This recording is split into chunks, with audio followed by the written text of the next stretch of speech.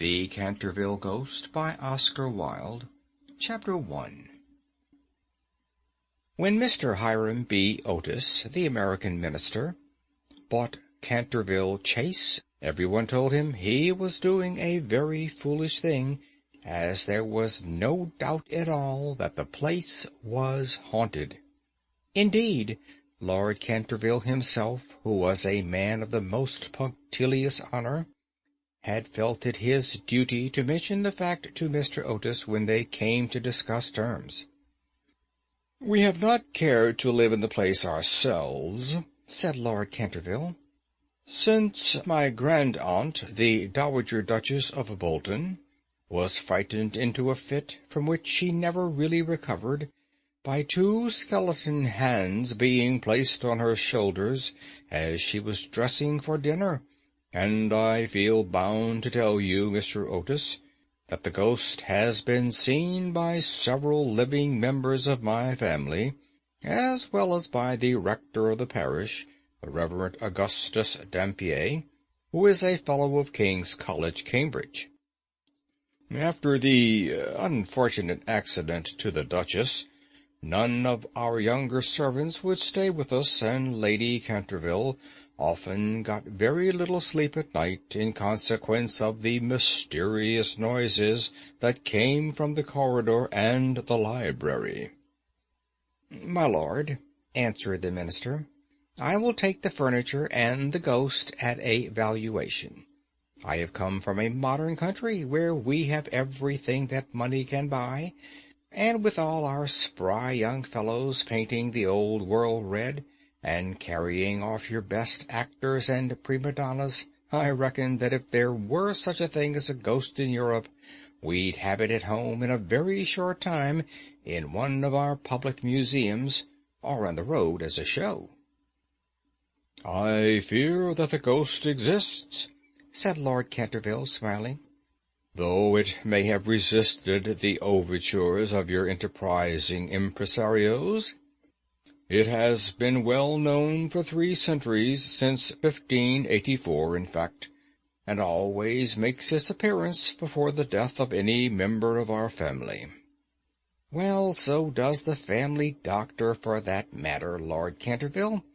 But there is no such thing, sir, as a ghost, and I guess the laws of nature are not going to be suspended for the British aristocracy."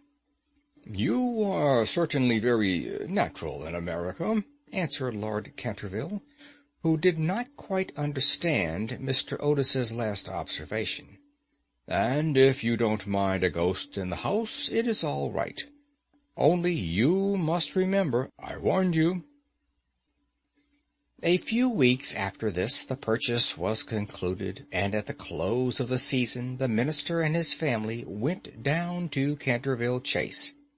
Mrs. Otis, who, as Miss Lucretia R. Tappan of West 53rd Street, had been a celebrated New York belle, was now a very handsome middle-aged woman, with fine eyes and a superb profile.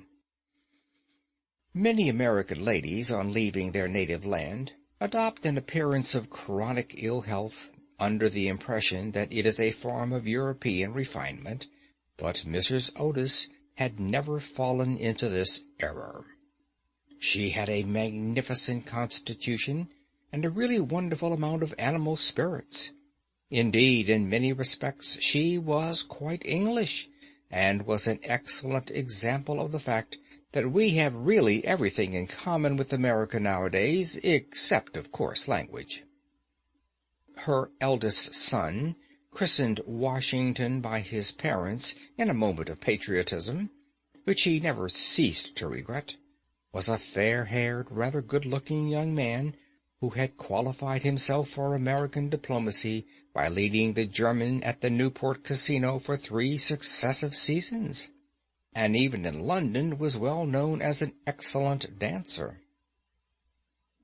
Gardenias and the peerage were his only weaknesses.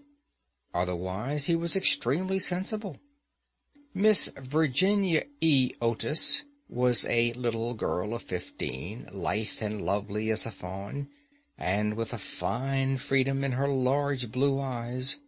She was a wonderful Amazon, and had once raced old Lord Bilton on her pony twice round the park, winning by a length and a half, just in front of the Achilles statue, to the huge delight of the young Duke of Cheshire, who proposed for her on the spot, and was sent back to Eton that very night by his guardians in floods of tears.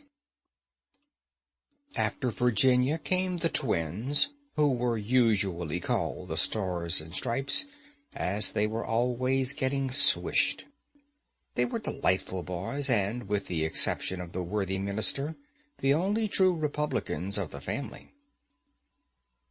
As Canterville Chase is 7 miles from Ascot, the nearest railway station, Mr. Otis had telegraphed for a wagonette to meet them, and they started on their drive in high spirits. It was a lovely July evening, and the air was delicate with the scent of the pine woods. Now and then they heard a wood pigeon brooding over its own sweet voice, or saw, deep in the rustling fern, the burnished breast of the pheasant. Little squirrels peered at them from the beech trees as they went by, and the rabbits scudded away through the brushwood and over the mossy knolls, with their white tails in the air.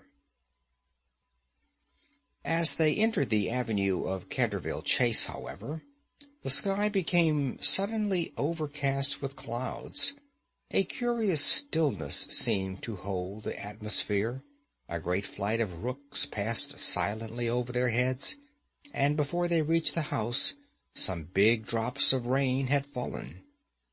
Standing on the steps to receive them was an old woman, neatly dressed in black silk with a white cap and apron. This was Mrs. Umney, the housekeeper, whom Mrs. Otis, at Lady Canterville's earnest request, had consented to keep in her former position. She made them each a low curtsy as they alighted, and said in a quaint old-fashioned manner, "I bid you welcome to Canterville Chase." Following her, they passed through the fine Tudor hall into the library, a long low room panelled in black oak, at the end of which was a large stained-glass window.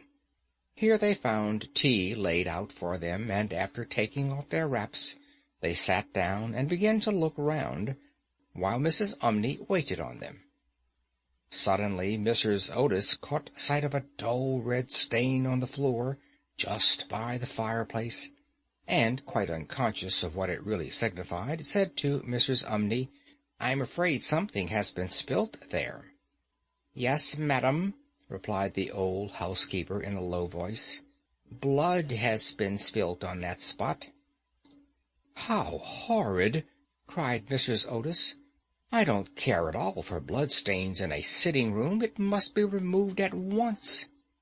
The old woman smiled, and answered in the same low, mysterious voice, "It is the blood of Lady Eleanor de Canterville, who was murdered on that very spot by her own husband, Sir Simon de Canterville, in 1575. Sir Simon survived her 9 years, and disappeared suddenly under very mysterious circumstances. His body has never been discovered, but his guilty spirit still haunts the Chase. The blood-stain has been much admired by tourists and others, and cannot be removed." "This is all nonsense," cried Washington Otis. "Pinkerton's Champion Stain Remover and Paragon Detergent will clean it up in no time." And before the terrified housekeeper could interfere, he had fallen upon his knees, and was rapidly scouring the floor with a small stick of what looked like a black cosmetic. In a few moments no trace of the blood-stain could be seen. "I knew Pinkerton would do it!" he exclaimed triumphantly, as he looked round at his admiring family. But no sooner had he said these words than a terrible flash of lightning lit up the sombre room. A fearful peal of thunder made them all start to their feet, and Mrs. Umney fainted. "What a monstrous climate!" said the American minister calmly, as he lit a long cheroot. "I guess the old country is so overpopulated that they have not enough decent weather for everybody. I have always been of the opinion that emigration is the only thing for England." "My dear Hiram," cried Mrs. Otis, "what can we do with a woman who faints?" "Charge it to her like breakages," answered the minister. "She won't faint after that." And in a few moments Mrs. Umney certainly came to. There was no doubt, however, that she was extremely upset, and she sternly warned Mr. Otis to beware of some trouble coming to the house. "I have seen things with my own eyes, sir," she said, "that would make any Christian's hair stand on end, and many a night I have not closed my eyes in sleep for the awful things that are done here." Mr. Otis, however, and his wife warmly assured the honest soul that they were not afraid of ghosts, and, after invoking the blessings of Providence on her new master and mistress, and making arrangements for an increase of salary, the old housekeeper tottered off to her own room. End of Chapter 1.